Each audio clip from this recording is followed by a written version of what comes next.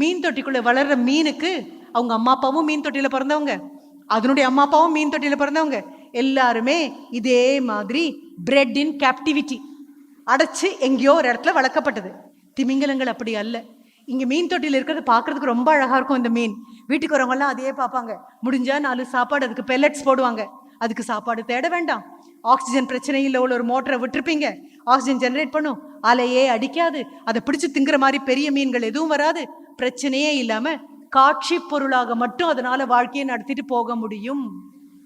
Would you like to be an object of exhibition or would you like to be an object of challenge? நீ முடிவு பண்ணு. இதே 16ஆம் தேதி, இதே 11வது மாதம் 2024 நீ முடிவு பண்ணு. எல்லாரும் பார்த்துட்டு போற காட்சி பொருளாக ஏதோ ஒரு எம்என்சியில போய் உட்காரக்கூடிய ஒரு ஆளா இருப்பேனா? யாரோ வேலை கொடுக்க நான் வேலை செய்யற ஆளா இருப்பேனா? இல்ல, எங்க ஊர்ல இந்த இடத்துல காரமடையில ஒரு இண்டஸ்ட்ரியை தொடங்கி 100 பேருக்கு வேலை கொடுக்குற ஆளா நான் இருப்பேனா? நீ முடிவு பண்ணு.